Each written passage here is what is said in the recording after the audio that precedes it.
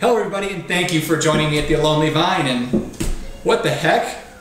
I'm not by myself. That's hard to believe.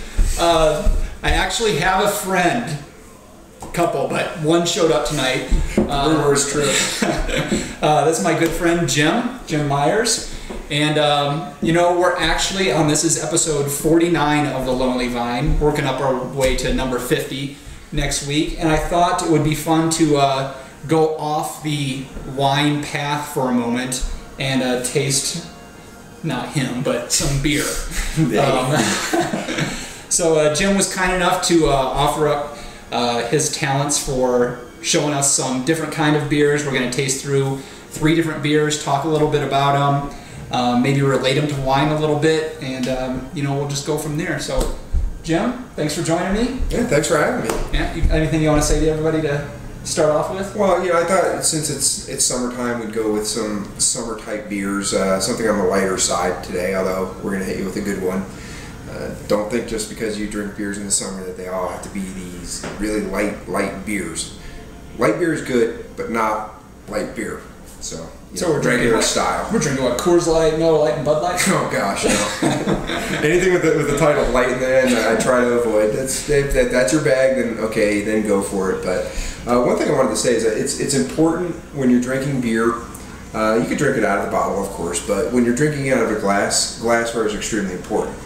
So if you're drinking a lager, it would require a certain type of glass. For example, we're going to drink out of one of these glasses here. So what is this going to do for? Okay, this is more of a straight, narrow opening, and it's just going to kind of open it up a little bit, but you're going to be able to get it on your palate a little more. So it's more directed yes. down the center of the tongue? Yes. Okay. Yeah, absolutely. And yeah, some beers require more to be open. For example, right here is a glass. This is for your Belgian style ales, your darker ales that are going to have a higher alcohol content, and you just let it open up a little more. Those with a fruitier aroma. New Belgium actually makes Fat Tire, but they make some good Belgian beers. You might want it in that. If you have a Czech Pilsner, it might go in here. Pilsner Urquell is this labeled glass, but it's the same thing. It's almost like a flute. Mm-hmm. What a beer would be to a flute. And as a matter of fact, you can drink some beers in a wine flute. So it runs the gamut. You know, some if you want to drink a German or an English brown ale, this would be a good mug to use. So now, what is this one? You know, they say the dimples really, you know, bring out the hops and bring out the maltiness of it. I don't buy that. I think it's just a cool look, but okay. It's just you know, it's a flatter surface area, so you don't need to open it up a little more. Okay. And it's a pretty cool drink, you know. Tankard for your ale is another style. Yeah. And our ubiquitous ones that we see here in the United States, I'm sorry I'm going off frame here, but most of this, try to avoid these. These don't really bring out the aroma of the beer, the flavor, but you know, we'll see them in bars everywhere. And if you see somebody pouring a stout into that, don't trust them. But they stack well? Yes, they do. They can be stored in large numbers, so. Right. I didn't bring an imperial pint, but I have another regular pint glass. This is generally what you will see a stout in, but you can pour just about any ale in here.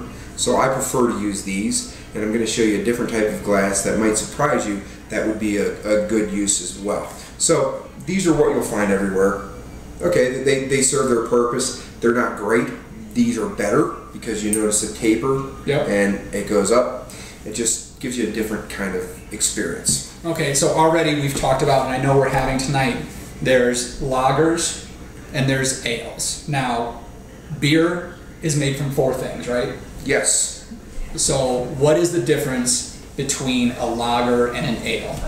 Well, quick, we have to talk about the 4 things that beer is made of. We do. I kind of segued both questions for you. So. Okay. We have water, hops, barley, and yeast. And those are the 4 ingredients, and according to German purity laws, German brewers can only use those 4 ingredients. So if they use something else, it's not a pure German beer.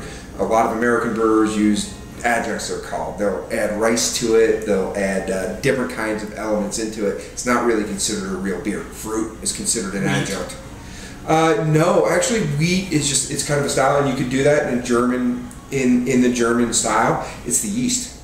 It's the yeast that brings it out. And every beer has a different yeast. And that's what we'll see today, but getting back to your first question about the difference between a lager and an ale, Lager uses bottom fermenting yeast, which means it ferments on the bottom of the carboy, on the bottom of the fermenting tank, and they generally have to be refrigerated.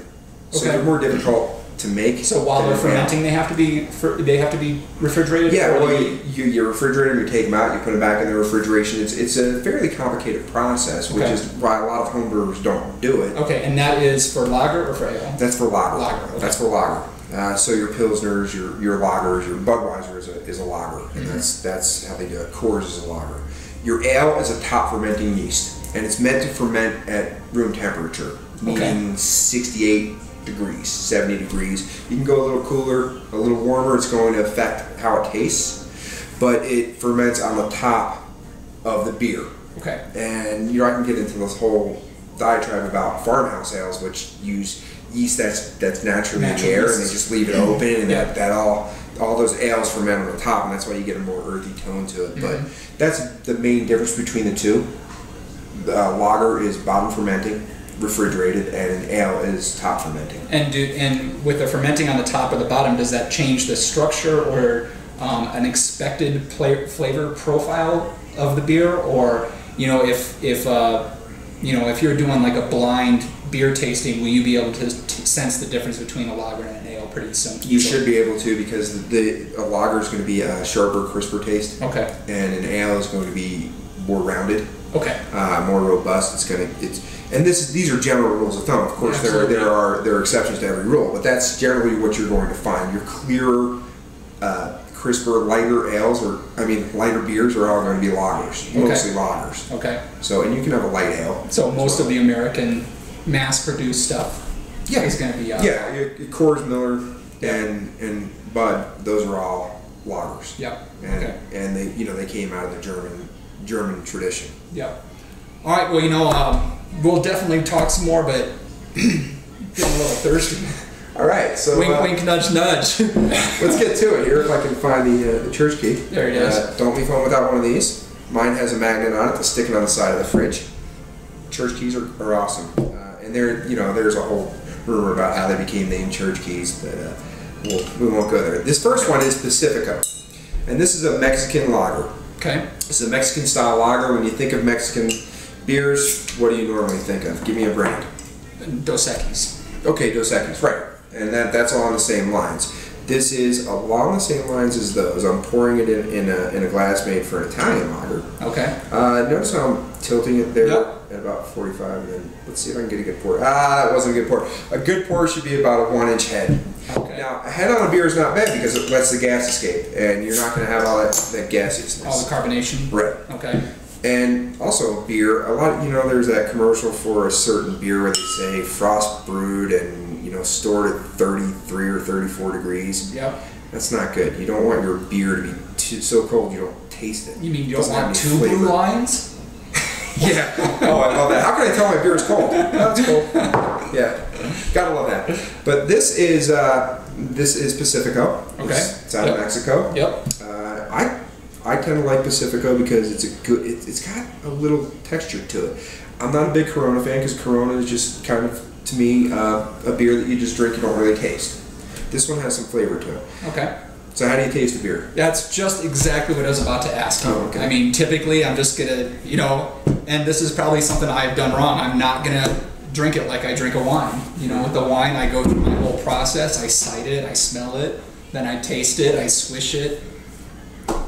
You can do all that with beer. Okay. You can do all that with beer. And it doesn't surprise me, because on the wine side, I'm going to do that with a sparkling wine. I'm going to do it with a champagne. So if you're saying, well, you can't do that because of all the carbonations, like, absolutely, you can.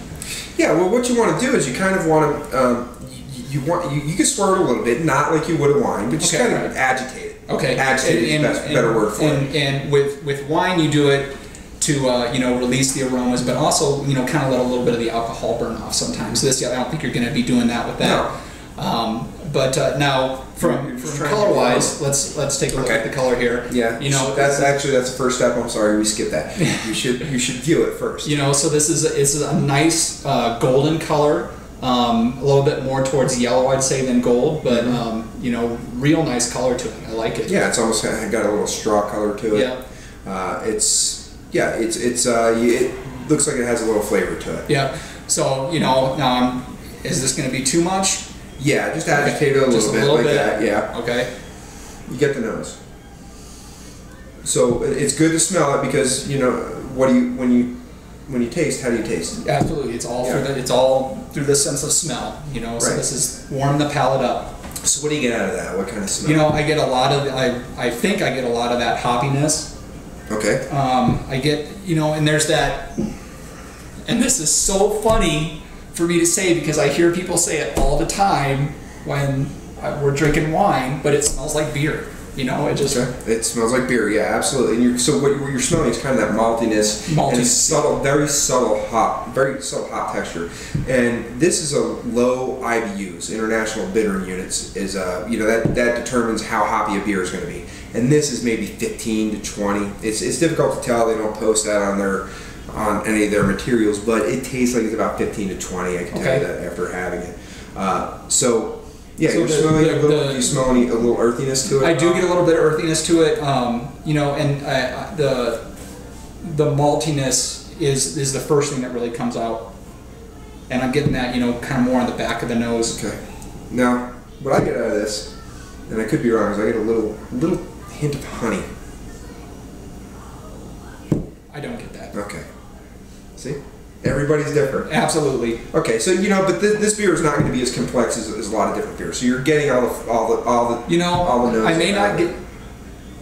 You know, I do get a little honeycomb though. You know, so I mean, it's not as sweet as honey, but it does have that. Yeah, I see what you're. Yeah, I definitely do that. Just had to dial it in a little bit. And honeycomb big. Yeah. It's not small. All right. So okay. So now you're ready to taste it. Okay.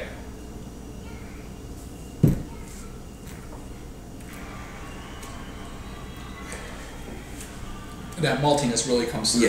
Yeah. It's a malty, but it's a very subtle malty flavor, and that's what you're going to get out of a lot of Mexican beers. And that's the reason I selected Pacifico over Corona is it does have that maltiness to it. You feel like you're tasting a beer. Yeah. And so it does have that creaminess to it. I do get, you know, it's crisper than some of the other stuff we'll probably have, but there is a bit of a roundness to it, not full blown, but compared to a Corona, there's a little bit more weight. Yeah, it has It has a little more flavor to it. This is a coastal beer, so you're going to have a different style than you would an inland beer. So I've heard.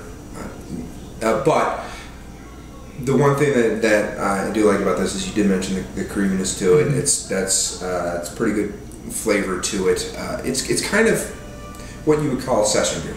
A what? A session beer. A session beer. Okay. And session beers are those lower alcohol. This is about 4.8%. A lot of beers in Colorado. If you're watching this in Colorado, congratulations. Otherwise, sorry. A lot of them are over 6%. So what you're going to find is a beer below 5%. That's going to be a good session beer. Something you could have 6, you know, of them. Right. And you'll be okay. Right. The last beer that we have, if you drank 6 of them, you're not going to be good. But yeah. So this is also somebody calls lawnmower beer.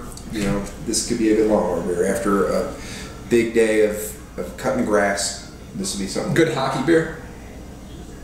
Or are we getting into hockey beers later? Yeah, I wouldn't put this in the hockey beer category. Because you know we play hockey together, and I love my wine, but after hockey, it's got to be a beer. I don't know what it is, but after hockey, it's all that B12. No. Vitamin B12 in beer. There it is. And ales actually have a lot more B12 than lagers. Lagers don't have that vitamin in there. So drink ale and drink lager. Okay. I need to put this over here, or I'm going to finish it. Yeah, that's a very, very easy drinking beer. Okay, this next one we're going to have, this is called Yellowcake, and this is fresh from the brewery. I got it about an hour ago. Again, Colorado. Yes. This is from Bristol Brewing, and this is a local beer, and here's what a 6-pack looks like. This is Yellowcake. It came out about 2 years ago, and they had a contest to name it. And somebody came up with Yellowcake, which I thought was good. This is a European-style Pilsner. Now, a European-style Pilsner is going to have different notes to it. It's going to have a different character, and I don't want to give it away, but they use different types of hops. Okay. And the Mexican beers they're influenced by the Germans. Okay. This is more influenced by the Czechs, although there are some Czech Mexican beers. Okay. And as we talked about, glassware is important. And I picked up a couple of glasses today because I needed an excuse to do it. This is the excuse. So this is a good one, and you notice how it's going to open up. And this is different than this one. I mean, this is a perfect glass for Pacifica. This is going to be a good glass for this beer because it's going to need to open up those aromas a little bit. Okay, so when you're talking about wine and wine glasses, you're trying to, depending on the wine, you have your bigger bowls, really for getting oxygen into it to start breaking it down. But it sounds like with beer, you're more looking for releasing the esters, letting the aromas really come out in the right way and attack the palate in the right way. Is that a fair assumption, or is there? Sure. Yeah. I mean, that works. No, you're absolutely right. It's not. It's about getting those aromas out. Okay. And maybe getting the gas out a little bit. Okay. And sometimes you need to let beer settle. Oh, the top just popped. When you're drinking out of a growler, now when you get, that's what this is. Yes, this is a growler. It's about a half gallon of beer, and that was a good pour. I didn't want to give you the whole thing because. But when you're drinking out of a growler, you should drink it within a week of purchasing it, and when you open it, you need to drink it within a day of opening it. But you're talking about 4 to 6 beers, and a growler is something that you're generally going to share with a friend. Right. So you're going to drink it quickly. Yeah. But that is this is Yellowcake. Man. So now, since we're here, we're in Colorado Springs, Colorado. We got this from one of the breweries here in town. How many breweries do we have in town? Just in Colorado Springs. That's a good question. I think last count I counted 12. And I might be wrong on that. I'll try to name them. We got Bristol Fan Canyon, Rocky Mountain Brewery, Colorado Mountain Brewery. We've got Rock Bottom, which is considered a brewery in town. Trinity, which I've got a Trinity growler here, but I don't have Trinity beer. And Pikes Peak Brewing Company. Iron Horse, which is actually a brewery on Fort Carson, and they brew just for Fort Carson. They brew a special beer. Yeah, it's just for Fort Carson. It's a contract brewery, and it's basically your Killian's Red. It's Killian's Red, just by a different name. And I guess it wasn't quite 12, but that's still we are getting. Oh, there's also a new one that opened up on up near Garden of the Gods Road. Okay. There's also Kevin's Craft Brews. I forgot to talk about that. Really small place. BJ's is considered a brewery, but they don't brew here. Okay. So you could consider that a brewery. 10 or so. So, that's pretty, we are kind of spoiled here on the beer side of things for being in Colorado Springs. Yes. And at one point, Colorado was per capita, had the most breweries per capita, but I think Oregon took us over recently, but we're going to get that back. Yeah, that doesn't surprise me. I've been to Oregon. Okay, so color-wise, this definitely has some more golden notes than this one. This one really gets more to that straw yellow color that I talk about a lot. So, but I always like looking at the differences between different beers, drinks, whatever. And I to me, and you mentioned the straw, which I think is very, very accurate. But to me, it kind of looks like the champagne color. Yeah, it does. So I would agree with you there. It's there's a certain beer that calls itself the champagne of beers. It's not accurate, but it looks like champagne. It has the effervescence there. That's a good thing. I almost wish I had like a Coors Light or something like that, because to me these bubbles look a lot smaller than what I would see in a Coors Light or something like that. Does that jive, or am I way off there? Yeah, you're correct. You're correct. But it just came out of a keg, so it's going to be different. If you get something out of a bottle, out of a can, it's going to be a lot different than something out of a keg. So, that's just a function of all the CO2 that's present in the beer right now. What's up, buddy? Hey, buddy. How you doing? Can you say hi? No? Okay. Yeah, I say it. So now you get the nose.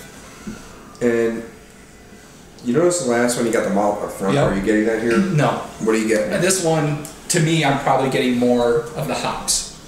I think I'll just keep saying that until I get it right. But okay, yeah, there is a little more hoppy feel to it. And they use, Hallertauer, I believe is how you pronounce it. They're German hops, and they're German style, but they're also they use Sterling hops in here, which gives it a Czech kind of feel too. Okay. So it's kind of that Bavarian feel. Okay. They're trying to make it a Bavarian Pilsner. But do you get kind of an earthiness on there? Absolutely. Okay. And it smells crisper than that one did, but definitely, to me, I get that earthiness. I get that, a little bit of dirt, almost a little bit of forest floor, maybe a little bit of a pine cone or something like that. Okay. Yeah, I'm getting, what I get out of this is a little more barnyard. Okay. You know, maybe a farmhouse. No? Yeah. Like the hay. Yes. Okay. Yeah. So, and that's about all the notes you're gonna. You know, there should be some straw on there, but you can get what you want out of it. It's not as a malty feel. Absolutely. But waiting until you get a taste. Okay. Then, all right. Well, let's do that.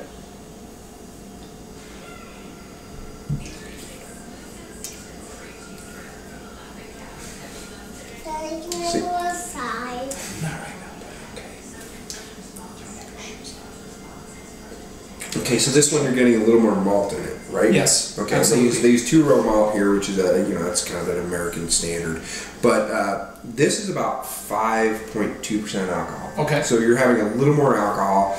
You're going to have you mentioned hops off the bat. The IBUs on this, and I wrote it down, is 25 IBUs. So you're dealing with a little more higher IBUs. Now, 25 is not a lot. Your maltier beers, you're something like a Fat Tire. Yep. Can you guess what that's going to be? No, I won't even try. It's going to be 25 to 30. Okay. So that gives you a range. Okay. Your maltier beers are going to have a lower IBU. They're not going to be as bitter. Okay. And me being a bitter man, I like bitter beers. But this one is good. I'm generally not a Pilsner fan. Okay. But this Pilsner is a Pilsner I could drink all the time. Okay. So, and this is another one that I consider a session beer because it to me, it feels like it's on the same wavelength as a Pacifico from an alcohol standpoint, but there's a little more to it. A little more heft. A little bit more, Yeah. Definitely a little bit more body to it, a little bit more weight. And so, in addition to that, the hops, I mean, Go watch your show. you're getting that maltiness, you're getting that kind of, I kind of get a grass feel out of it. Yeah, with that straw and, yeah. You know what? Yeah, that cut grass, just get them mowing the lawn, And that's why this is a good summer beer, because it has all the elements of summer in it. There's just a little sweetness to it, but not a sweetness from, say, a caramel or a honey standpoint. You smell the honeycomb, and I smell honey in the Pacifico. This one, I don't smell as much sweetness. There's just a little bit enough, I think. Yeah. So this is brewed during the summer. It's a seasonal beer. Okay. And it doesn't have a bunch of different seasonal beers try to go off into the fruit tangents. This stays true to a Pilsner. I was shocked when I went to the liquor store yesterday, and apparently it's been forever since I've gone to the beer cooler, at how many fruit beers there were. Oh, they're big. Shocked They're big. how many there were. I wanted to stay away from that. Thank you for doing that. They have their place.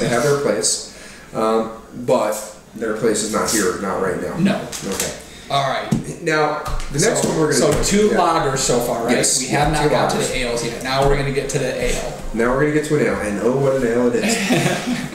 The next one we're going to do is Odell. Okay. It's from the Odell Brewery, and let me see if I can pull up a photo here, because there we go. If your camera can pick that up, we'll see. So that's Odell IPA. That's the logo there. This is what we're going to do. They're a brewery out of Fort Collins, Colorado. Very good brewery. Yep. They brew a lot of good different beers. 90 shilling. 90 shilling being one of them, of course. And I know you like that. Yes, I do. But this one we're not going to go dark. We're going to keep it kind of light. But we're going to do an IPA. Okay.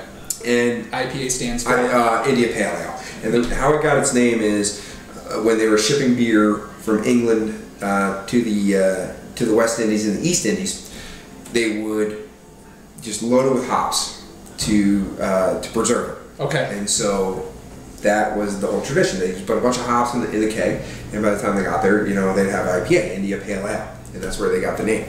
There are 2 different styles.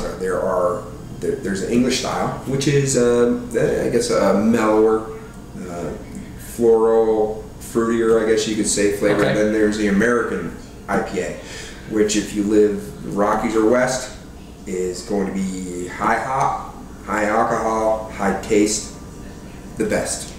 So anybody in the East, you know who you are.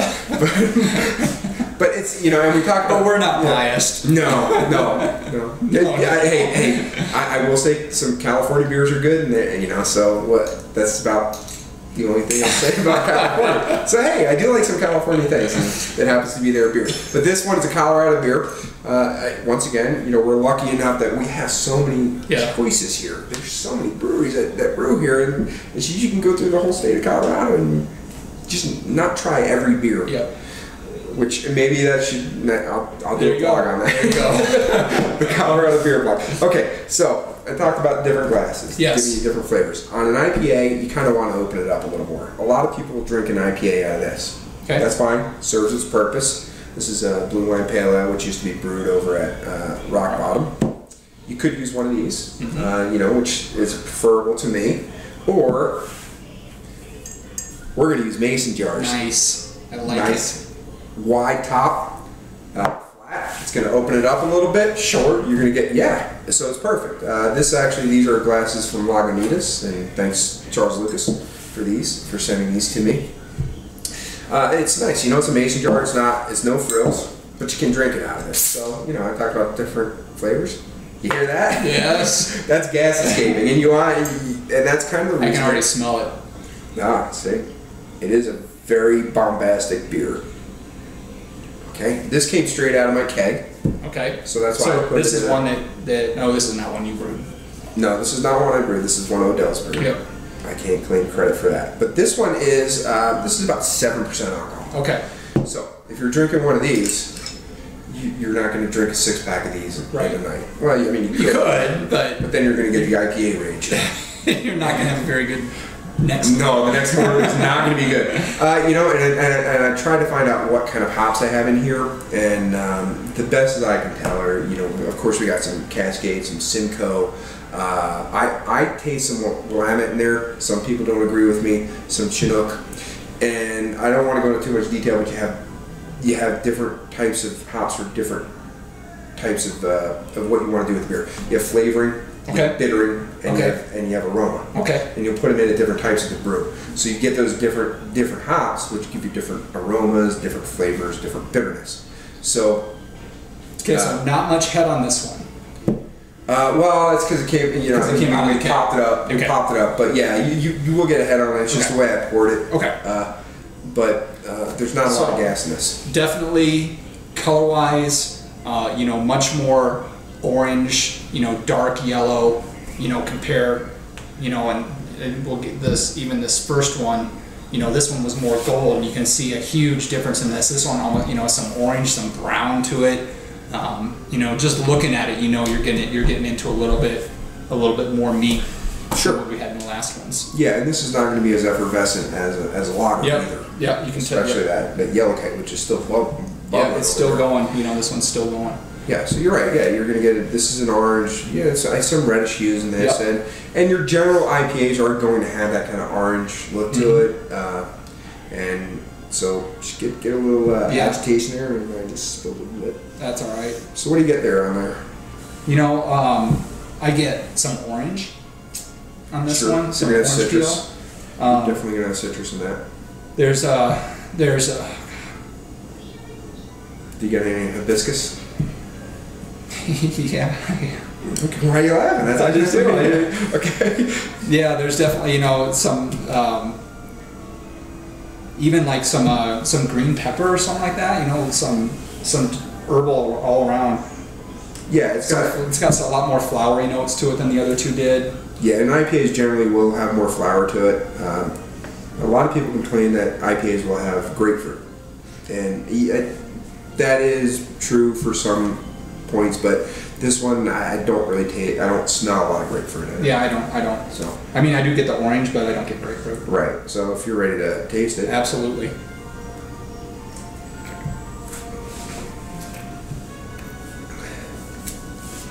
That's a stark difference, in a good way. I mean, I like it. Sure, yeah, and you don't want to go from IPA to lager. Yeah, I can definitely agree with that. Right. This attacks your taste buds. Yes, it does. This hits you, and it is a 7% alcohol beer. Can you taste that alcohol in there a little bit? Yeah. Some beers do a better job of masking that alcohol than others, and this is 60 IBUs, which Dwayne over at the Rocky Mountain Brewery says life starts at 60 IBUs, and I love him for it. But this is actually American IPAs. About 10 years ago, 60 was a good number. Okay. Now they've gone off the charts. You're seeing IPAs with 85, 90, 95. When we get up to that range at 95 and 100 IBUs, you're getting to barley wine territory, which is barley wine is where beer and wine kind of bridge the gap. Right. It's high alcohol, 9-10% beers, and so what a lot of them are doing, Dogfish Head is one that brews a higher, hoppier beer, but they also have a couple where what they do is they'll be so bitter, so high in alcohol content, all you taste is the bitterness. Yeah, you don't taste any other notes. But this is one of those beers I think that is well balanced. I mean, you get a little maltiness to it, not too much. Nice finish to it. Nice long finish compared to these other two. This has got a much longer finish to it. I'm still tasting it, whereas the other two kind of cleared out pretty quick. But this one it's carrying through pretty well. Yeah, and that's the whole purpose of that. But this on a summer night, you have one or two of these. This is pretty good. When you're drinking it out of a mason jar, you feel kind of cool. Right. And with this one especially compared to the other two, my mind is already going to foods. That I could really start bringing some foods in to this one to really accentuate this beer, accentuate the food. Yeah, that's an excellent point, and beer is, and a lot of people don't think beer is complex, and that beer and food don't pair, and they pair well. This, I particularly like an IPA. Of course, I'll drink an IPA with just about anything. Right. But I like an IPA with something spicy. Curry.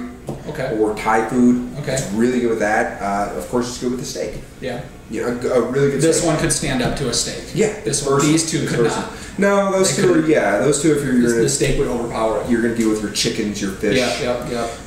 But this is definitely if you want something spicy, because it does have that kind of spicy feel. Absolutely. To a beer. Absolutely.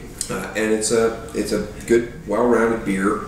It's got the maltiness, it's got the hoppiness, and to me, there aren't many beers better than this one.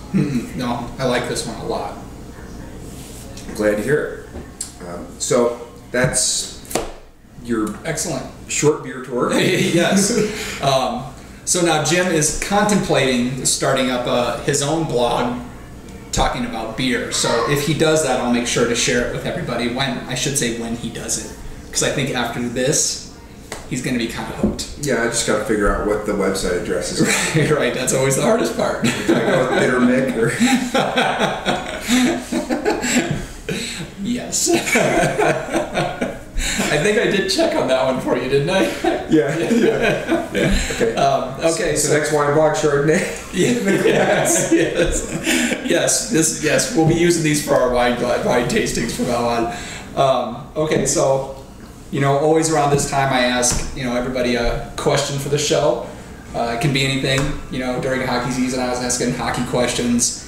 Usually, I keep it around wine or something like that. But feel free to ask the question for the show while I sip on this IPA. That's a good question to come up with a question. But I guess my question would be, what is your favorite activity to pair with beer? Nice. Obviously, mine would be hockey. Mine would be drinking beer. Cooking. Cooking. I like cooking and drinking beer and pairing it with beer, and of course I like wine too. Yeah. And but beer has its place. Absolutely. And you can like both. You don't have to like one or the other. Absolutely. You can like both, which we both do, and we obsess about what we like to each other quite a bit. So thank you. Yeah, I appreciate you having it. I'm gonna have cheers to this one. Yeah. I hope you liked it, everybody. I hope you leave some comments, let Jim know, how he did, if he should start up with his own beer blog. And I'll ask you guys, if he does, what should his domain name be? Should it, so you guys tell him, and if one of them, he likes one of them and we can find it, maybe that'll be the one. So until next time, everybody, cheers.